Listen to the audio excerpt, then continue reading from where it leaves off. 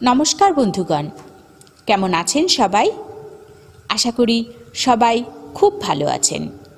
আমি মুক্তি বিশ্বাস আজ পাঠ করে শোনাব শ্রদ্ধেয় কবি সুকুমার রায়ের রচিত মজার গল্প চিনে পটকা। তাহলে চলুন শুনে নিই গল্প চিনে পটকা। আমাদের রামপদ তাহার জন্মদিনে এক হাঁড়ি মিহিদানা লইয়া স্কুলে আসিল। টিফিনের ছুটি হওয়া মাত্র আমরা সকলেই মহা উৎসাহে সেগুলি ভাগ করিয়া খাইলাম। খাইল না কেবল দাশু। পাগলা দাশু যে মিহিদানা খাইতে ভালোবাসে না তা নয়, কিন্তু রামপদকে সে একেবারেই পছন্দ করিত না। দুজনের মধ্যে প্রায়ই ঝগড়া চলিত। আমরা রামপদকে বলিলাম, দাশুকে কিছু দে। রামপদ বলিল, কিরে দাশু, খাবি নাকি? দেখিস খাবার লোভ হয়ে থাকে তো বল, আর আমার সঙ্গে কোনোদিন লাগতে আসবি নে, তাহলে মিহিদানা পাবি। এমন করিয়া বলিলে তো রাগ হইবারই কথা। কিন্তু দাশু কিছু না বলিয়া গম্ভীরভাবে হাত পাতিয়া মিহিদানা লইল। তারপর দারোয়ানের ছাগলটাকে ডাকিয়া সকলের সামনে তাহাকে সেই মিহিদানা খাওয়াইল। তারপর খানিকক্ষণ হাঁড়িটার দিকে তাকাইয়া কি যেন ভাবিয়া মুচকি মুচকি হাসিতে হাসিতে স্কুলের বাহিরে চলিয়া গেল। এদিকে হাঁড়িটাকে শেষ করিয়া আমরা সকলে খেলায় মাতিয়া গেলাম। দাশুর কথা কেউ আর ভাবিবার সময় পাই নাই। টিফিনের পর ক্লাসে আসিয়া দেখি দাশু অত্যন্ত শান্তশিষ্টভাবে এক কোণে বসিয়া আপন মনে অঙ্ক কষিতেছে। তখনই আমার কেমন সন্দেহ হইয়াছিল। আমি জিজ্ঞাসা করিলাম, কিরে দাশু, কিছু করেছিস নাকি? নিতান্ত ভালো মানুষের মতো দাশু বলিল, হ্যাঁ, 2টো জেসিএম করে ফেলেছি। আমি বললাম, তুত, সে কথা কে বলেছে? কিছু দুষ্টুমির মতলব করিসনি তো? সে এ কথায় ভয়ানক চটিয়া গেল। তখন পণ্ডিত মহাশয় ক্লাসে আসিতেছিলেন। দাশু তাহার কাছে নালিশ করে আর কি। আমরা অনেক কষ্টে তাহাকে ঠান্ডা করিয়া বসাইয়া রাখিলাম। পণ্ডিত মহাশয় মানুষটি মন্দ নহেন। পড়ার জন্য প্রায়ই কোনো তাড়াহুড়ো করেন না। কেবল মাঝে মাঝে একটু বেশি গোল করিলে হঠাৎ সাংঘাতিক রকম চটিয়া যান। সে সময়ে তার মেজাজটি আশ্চর্য রকম ধারালো হইয়া উঠে। পণ্ডিত মহাশয় চেয়ারে বসিয়াই নদী শব্দের রূপ করো বলিয়া ঘুমাইয়া পড়িলেন।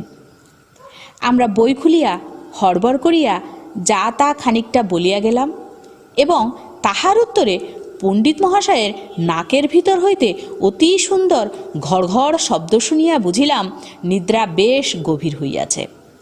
কাজেই আমরাও স্লেট লইয়া কাটকুট আর 10-25 খেলা শুরু করিলাম। কেবল মাঝে মাঝে যখন ঘড়ঘড়ানি কমিয়া আসিত, তখন সবাই মিলিয়া সুর করিয়া নদী নদ্দৌ ইত্যাদি আওড়াইতাম। দেখিতাম তাহাতে ঘুমপাড়ানি গানের মতো আশ্চর্য রকমের ফল পাওয়া যায়।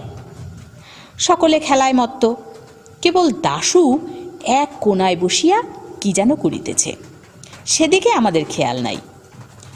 একটু বাদে পণ্ডিত মহাশয়ের চেয়ারের তলার তক্তার নিচ হইতে ফট করিয়া কি একটা আওয়াজ হইল। পণ্ডিত মহাশয় ঘুমের ঘোরে ভ্রুকুটি করিয়া সবেমাত্র উফ বলিয়া কি যেন একটা ধমক দিতে যাইবেন, এমন সময় ফুট ফাট দুম দাম ধূপ ধাপ শব্দে তাণ্ডব কোলাহল উঠিয়া সমস্ত স্কুলটিকে একেবারে কাঁপাইয়া তুলিল। মনে হইল যেন যত রাজ্যের মিস্ত্রি মজুর সবাই একজোটে বিকট তালে ছাদ পিটাইতে লাগিয়াছে। দুনিয়ার যত কাশারি আর লাঠিয়াল সবাই যেন পাল্লা দিয়া হাতুড়ি আর লাঠি ঠুকিতেছে। খানিকক্ষণ পর্যন্ত আমরা, যাকে পড়ার বইয়ে কিংকর্তব্য বিমূঢ় বলে, তেমনই হইয়া হাঁ করিয়া রহিলাম।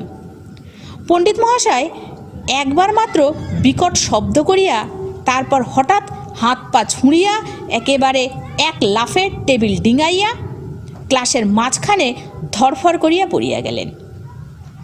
সরকারি কলেজের নবীন পাল বরাবরই হাই জাম্পে ফার্স্ট প্রাইজ পায়, তাহাকেও আমরা এরকম সাংঘাতিক লাফাইতে দেখি নাই।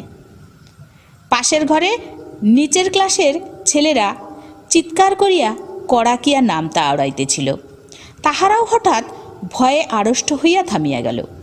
দেখিতে দেখিতে স্কুলময় হুলস্থুল পড়িয়া গেল। দারোয়ানের কুকুরটা পর্যন্ত যার পরনাই ব্যস্ত হইয়া বিকট ঘেউ ঘেউ শব্দে গোলমালের মাত্রা ভীষণ রকম বাড়াইয়া তুলিল। মিনিট পাঁচেক ভয়ানক আওয়াজের পর যখন সব ঠান্ডা হইয়া আসিল, তখন পণ্ডিত মহাশয় বলিলেন, কিসের শব্দ হইয়াছিল দেখো। দারোয়ানজি একটা লম্বা বাঁশ দিয়া অতি সাবধানে আস্তে আস্তে তক্তার নিচ হইতে একটা হাঁড়ি ঠেলিয়া বাহির করিল। রামপদর সেই হাঁড়িটা, তখনও তাহার মুখের কাছে একটুখানি মিহিদানা লাগিয়াছিল। পণ্ডিত মহাশয় ভয়ানক ভ্রুকুটি করিয়া বলিলেন, এ হাঁড়িটা কার? রামপদ বলিল, আজ্ঞে আমার। আর কোথা যায়, অমনি দুই কানে দুই পাক। হাঁড়িতে কি রেখেছিলি?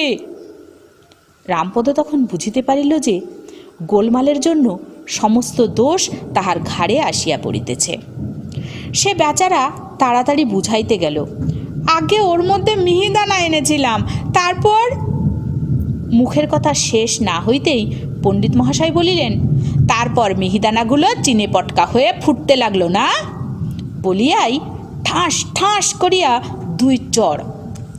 অন্যান্য মাস্টাররাও ক্লাসে আসিয়া জড়ো হইয়াছিলেন, তাহারাও এক বাক্যে হাঁ হাঁ করিয়া রুখিয়া আসিলেন। আমরা দেখিলাম বেগতিক, বিনা দোষে রামপদ বেচারা মার খায় বুঝি। এমন সময় দাশু আমার স্লেটখানা লইয়া পণ্ডিত মহাশয়কে দেখাইয়া বলিল, এই দেখুন, আপনি যখন ঘুমোচ্ছিলেন তখন ওরা স্লেট নিয়ে খেলা করছিল।